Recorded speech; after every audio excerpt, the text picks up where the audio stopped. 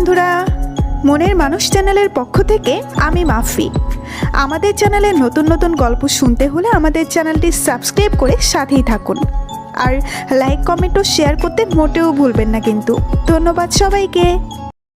চোখের জলের কোনো ওজন নেই, কোনো রং নেই, যা আছে সবটাই নোনতা স্বাদ।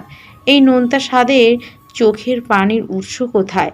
যার রয়েছে এক সমুদ্রময় বেদনা, তার থেকেই হয়তো এই চোখের জলের সৃষ্টি। অনুভূতির এই নোনা জলের কদর সবাই করে না, যারা করে তারা কখনোই এই জলের ধারা বইতে দেয় না। লাল টকটকে হয়ে আছে বিন্দুর হাত। হাতের মেহেন্দির রং হয়নি খুব একটা। ফর্সা হাতে মেহেন্দির রং ফুটে ওঠে, কালো হাতে এতটা রং হয় না। এজন্য চাইলেও বিন্দু হাতে মেহেন্দি পরতো না, তবে খুব সুন্দর করে পরিয়ে দিতে পারে। আগে ইচ্ছা হতো হাতে মেহেন্দি দিতে। একদিন মামাতো বোন বলেছিল, তোর হাতে মেহেদি দেওয়ার নষ্ট করা সমান কথা, তুই কেন অযথা অপচয় করবি? তার থেকে আমরা একবার ছেড়ে 2বার দিব, আমাদের হাতে সুন্দর লাগবে। তাছাড়া বিন্দুর জন্য কখনো কেউ ভালোবেসে তেমন কিছুই আনেনি, তাই হয়তো নিজেকে সে বারংবার গুটিয়েই নিয়েছে। আয়নার সামনে দাঁড়িয়ে বিন্দু নিজেকে দেখে, বারবার দেখে। সবাই কেন এত তাচ্ছিল্য করে?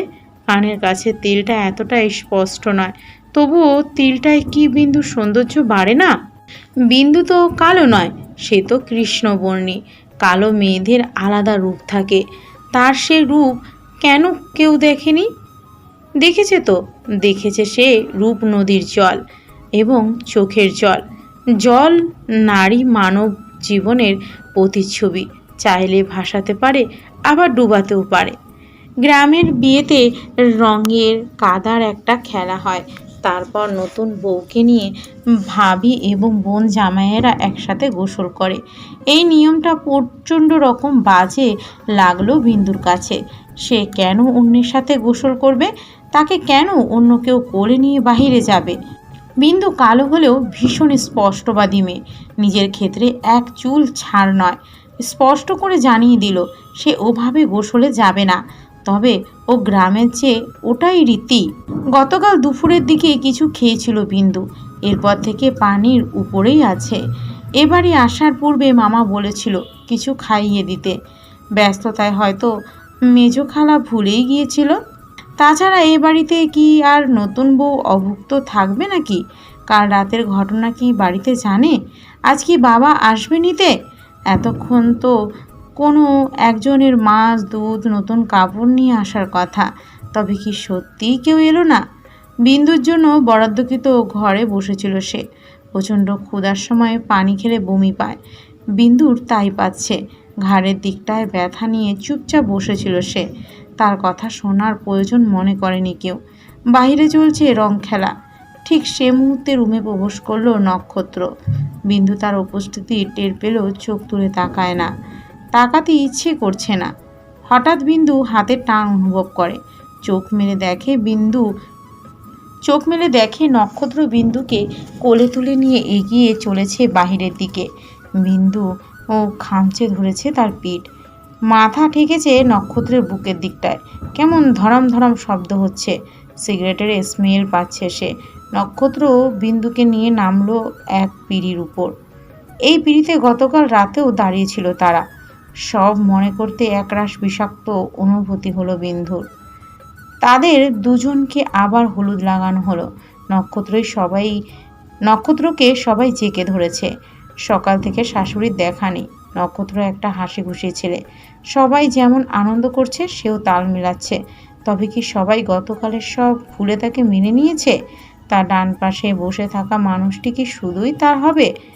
কালো বলে অবজ্ঞা করবে না? বিন্দুর ঘোর কাটে নক্ষত্রের মামির কথায়। নক্ষত্রের মামি যখন বিন্দুকে হলুদ লাগাতে এলো, তখন সে প্রায় চিৎকার করেই বলল, এ খোদা, এ মেয়ের হাত কেমন খসখসে কেন? মনে হইতেছে খুই সাপের গায়ে হাত দিছি। মামির কথায় চারিদিকে হাসির রোল পড়ে। বিন্দুর মাথা তখন আরও নিচু হয়ে যায়, টুকরো টুকরো জল নুয়ে পড়তে লাগে।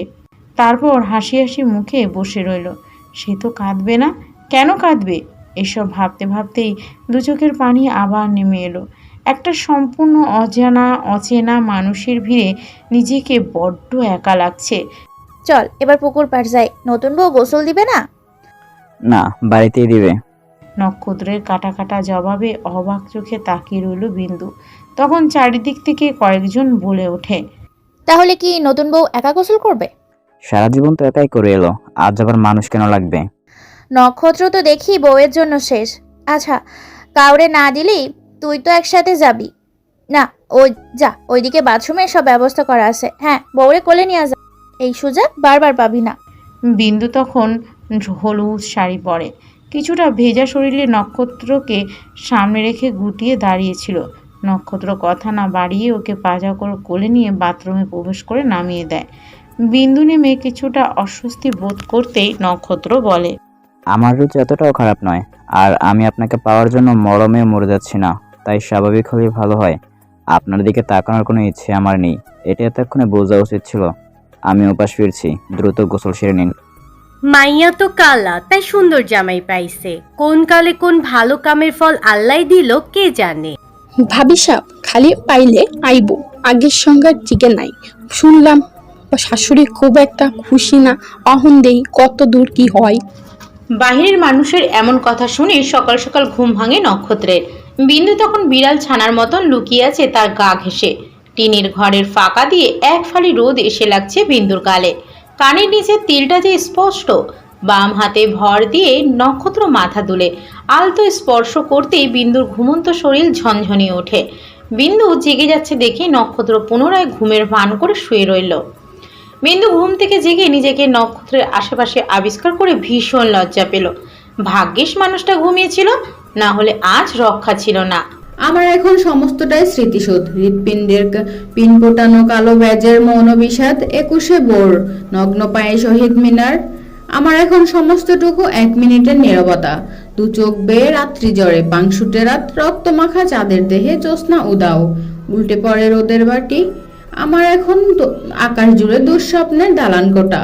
রুদ্র মোহাম্মদ শাহিদুল্লাহ এর কবিতা জ্যোতির থেকে ভালোভাবে কেউ আবৃত্তি করতে পারবে বলে মনে হয় না, কারণ আকাশ সম কষ্ট পুষে রেখেই রুদ্রবাবুর কবিতাকে অনুভব করতে হয়। যার মনে কষ্ট নেই কোনো অভিমান, তার কাছে রুদ্রবাবুর কবিতার কোনো অনুভূতি হবে না। জ্যোতির ঠোঁটজোড়া তীর তীর করে কাঁপছে, চোখ দুটো বন্ধ, ওই দুটো ঠোঁটে রয়েছে রাজ্যের অলসতা। চোখ ফিরিয়ে নিল, কারণ পৃথিবীর শ্রেষ্ঠ সৌন্দর্যগুলো ভয়াবহ ভয়ঙ্কর হয়, সেদিকে বেশিক্ষণ তাকিয়ে থাকা যায় না। চোখ মুখে জ্বালা পড়া শুরু করে।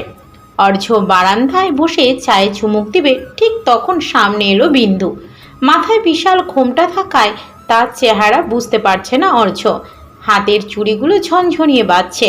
বিন্দু ব্যস্ত হয়ে উঠেছে সবাইকে নাস্তা করাতে। সবার সব কাজে যেন বিন্দুকেই চাই। বড় ভাইয়ের ছেলে ঝাল খাবে না, বিন্দু জলদি চিনি পরোটা করে দে। কণা পিঠা খাবে না, ওকে একটু নুডলস রান্না করে দে। বড় ভাইয়ের চা, বাবার শুক্তোর রস সব একা হাতে বিন্দু করে চলেছে। হিমশিম খাচ্ছে না তো, বরং মনে হচ্ছে বিন্দু এসবে অভ্যস্ত। সবাইকে নাস্তা খাইয়ে বিন্দু রুমে আসতেই নক্ষত্র ধমকে ওঠে। এখন গ্রামের নিয়ম অনুসারে নক্ষত্র যাবে বাজার করতে। বিন্দুকে তার কোনো প্রয়োজন নেই, কারণ শালীরা যথেষ্ট খেয়াল রাখছে, এজন্য সে ঘরমুখ হয়নি। ধমক খেয়ে চুপচাপ দাঁড়িয়ে রইল সে। নক্ষত্র হাতে ঘড়ির ফিতা লাগাতে লাগাতে বলল, চুলের এই অবস্থা কেন? হাত খোপা করে রাখা চুল প্রায় খুলে যাচ্ছে। আমতা আমতা করে বিন্দু বলল, 500 ক্লিপ ভেঙেছে কাল রাতে। একটা ভেঙেছে, আর নেই তো।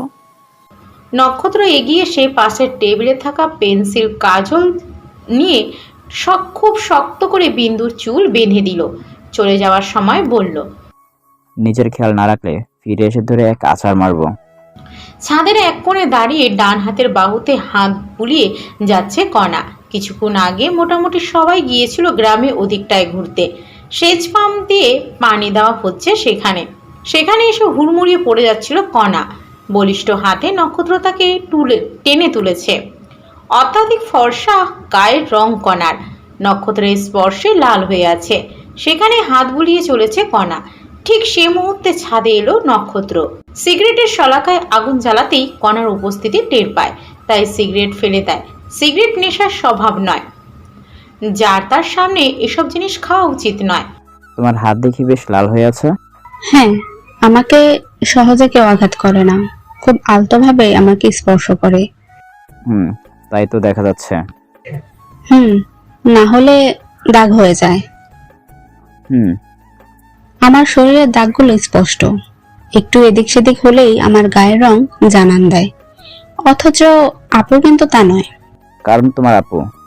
জানি আপুর গায়ের রং কালো, তাই তো তার আঘাত পাওয়া ক্ষত বোঝা যায় না।